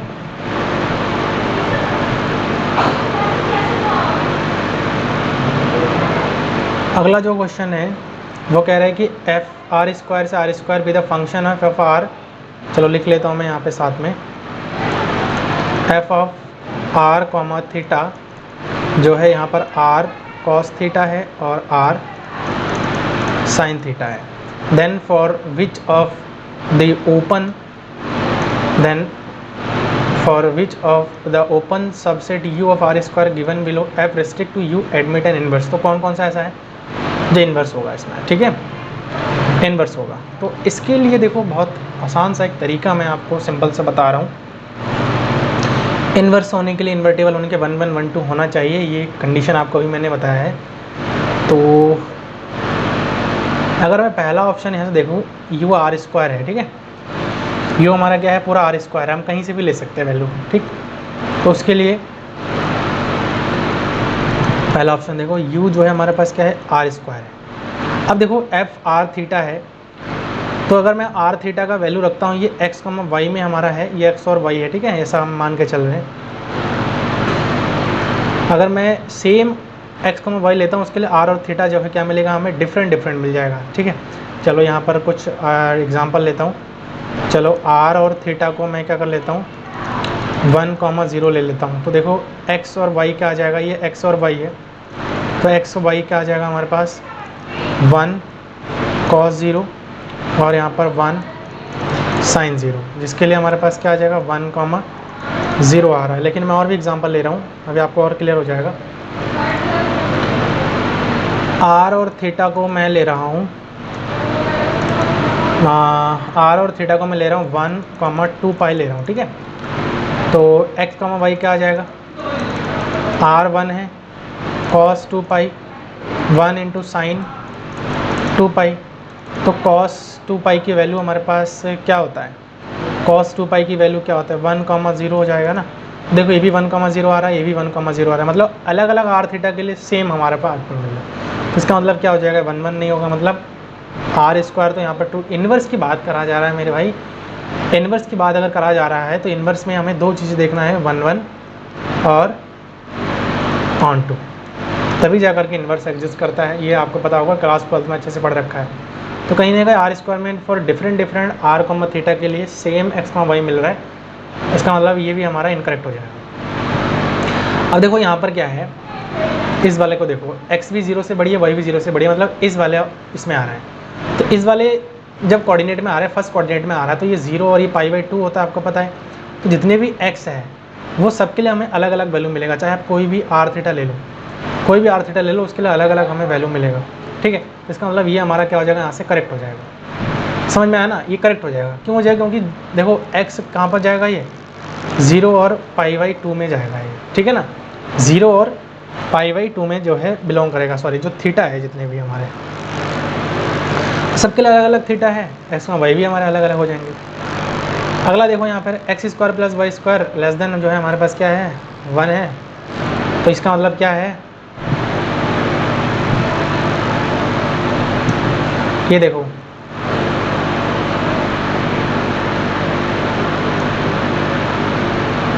एक सर्कल ड्रॉ किया हमने, इस पर यूनिट सर्कल है। ठीक है, अब यूनिट सर्कल का मतलब आप समझते हो, यूनिट सर्कल का मतलब जो बाउंड्री वैल्यू है ना,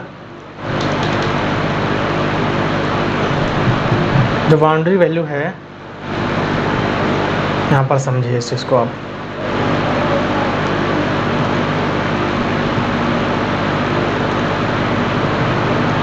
मतलब ये हमारा एग्जिस्ट नहीं करेगा।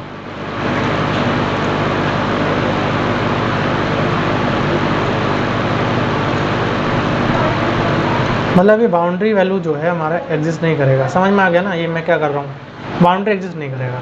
तो बाउंड्री एग्जिस्ट नहीं कर, लेकिन 0 0 तो एग्जिस्ट कर रहा है ना, लेकिन ये पूरे उसमें आ जा रहे हैं। जब पूरे उसमें आ जा रहा है तो थीटा का वैल्यू तो देखो अलग अलग जो है आर कमा थीटा के लिए सेम वैल्यू कहीं ना कहीं मिलेगा ना, 0 एग्जिस्ट भी करेगा। तो इसका मतलब ये भी हमारा क्या हो जाएगा, यहाँ से इनकरेक्ट हो जाएगा। लेकिन इस वाले की अगर मैं बात करूँ, ये भी सेम वही वाला केस हमारा बना रहा है। एक्स का वैल्यू -1 है, 0 से ये है, एक्स का वैल्यू -1 छोटी है 0, मतलब कहीं ना कहीं इस कोऑर्डिनेट में है, और इस कोऑर्डिनेट में हमारा क्या होता है, 0 होता है, π/2 होता है। यहाँ पर होता है हमारा पाई, और ये होता है हमारा 3π/2, और यहाँ पर सिर से 2π हो जाता है। ठीक है, तो यहाँ से क्या मिल जाएगा, ये इस वाले इसमें थीटा जो है सारा का सारा इसमें बिलोंग करेगा, तो अलग अलग जो है आर थीटा के लिए अलग अलग जो है हमें वैल्यू मिलेगा। तो यहाँ से क्या हो जाएगा, 4th नंबर भी करेक्ट हो जाएगा। ठीक है, तो इस प्रकार से इस क्वेश्चन को भी हम समझ सकते हैं। अगला यहाँ पर जो है, जो क्वेश्चन है हमारा, बात करते हैं इसके लिए।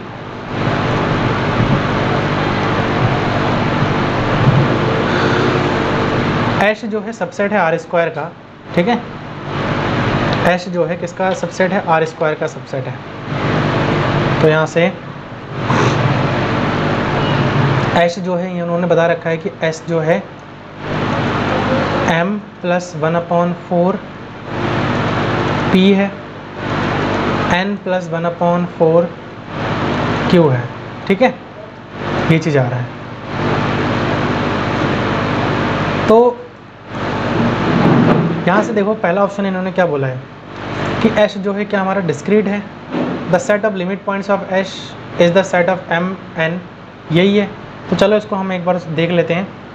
देखो यहाँ पर देखो, अगर देखो हम यहाँ पर एक चीज़ पता होता है आपको, if we have no limit point, ठीक है, no limit points, then S is discrete. अगर हमारे पास कोई लिमिट पॉइंट नहीं है तो डिस्क्रीट हो जाएगा। चेक करते हैं कि क्या लिमिट पॉइंट है या नहीं है। तो हम ये मानते चल रहे हैं, लेट जो Q है, P है, वो हमारा इन्फाइनाइट पे जा रहा है, और जो Q है वो भी हमारा कहाँ जा रहा है, इन्फाइनाइट पे जा रहा है। जब दोनों इन्फाइनाइट पे जा रहा है तो एश जो है M और N पे जा रहा है, मतलब लिमिट पॉइंट एग्जिस्ट कर रहा है। तो लिमिट पॉइंट एग्जिस्ट कर रहा है तो इसका मतलब क्या है कि डिस्क्रीट तो हो नहीं सकता ये। The set of limit points of S जो है ये है, बिल्कुल सही बात है। लिमिट पॉइंट हमारे पास क्या आ गया, इसको इन्फाइनाइट पे ले गया, इसको इन्फाइनाइट पे ले गया, तो ये कहीं ना कहीं 0 हो जाएगा, ये 0 हो जाएगा, M और N मिल रहा है, तो सारे के सारे लिमिट पॉइंट एग्जिस्ट कर रहा है। H complement is a connected but not path connected. ठीक है, तो कॉम्प्लीमेंट जो है कनेक्टेड है but not path connected. Check करते हैं इसको, एक रिजल्ट है, मैं आपको बता देता हूँ, इसको नोट डाउन कर लीजिए। रिजल्ट क्या कह रहा है, कॉम्प्लीमेंट ऑफ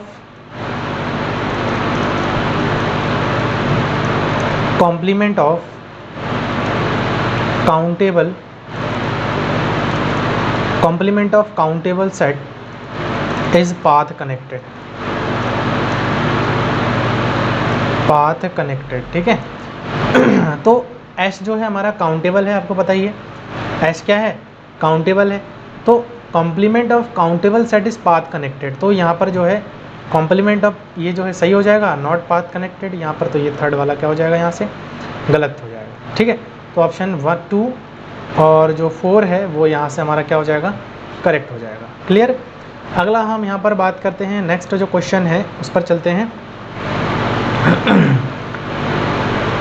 इस क्वेश्चन को देख लेते हैं एक बार। इस क्वेश्चन में देखो क्या पूछा गया है, इस क्वेश्चन में पूछा गया which of the following statement is are true, there exist a continuous map. ठीक है, continuous map F R to R such that F R जो है क्यू में, there exist a continuous map of R to R such that F R जो है Z में। There exist a continuous map F R to are square such that F R जो है X comma Y belongs to X square plus Y square is equal to 1, there exist a continuous map on this interval. ठीक है, चलो इसको solve करते हैं। एक result दे रहा हूँ फिर से। रिजल्ट क्या है कि a continuous function, a continuous function map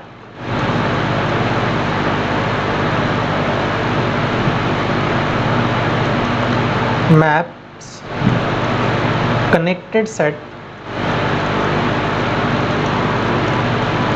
to a connected set। ठीक है, तो चूंकि R तो देखो कनेक्टेड है, ध्यान से समझना, R जो है क्या है, कनेक्टेड है ना।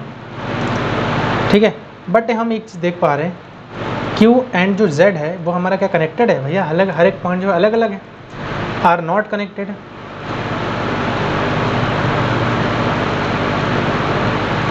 ये दोनों कनेक्टेड नहीं है। जब ये दोनों कनेक्टेड नहीं है तो इसका मतलब देखो हमेशा के लिए मैपिंग, देखो मैप कहाँ से कहाँ तक हो रहा है, कनेक्टेड सेट से कनेक्टेड में होता है, लेकिन ये कनेक्टेड से नॉट कनेक्टेड में हो रहा है, ये कनेक्टेड से नॉट कनेक्टेड में हो रहा है, इसका मतलब पहला और दूसरा तो यहाँ से कनेक्ट इनकरेक्ट हो ही गया है। ठीक है, इस पर तो कोई हमें ज़्यादा सोचने की ज़रूरत ही नहीं है। अब एक फंक्शन मैं अज्यूम कर रहा हूँ, ठीक है, अगले एग्जाम उसके लिए ऑप्शन के लिए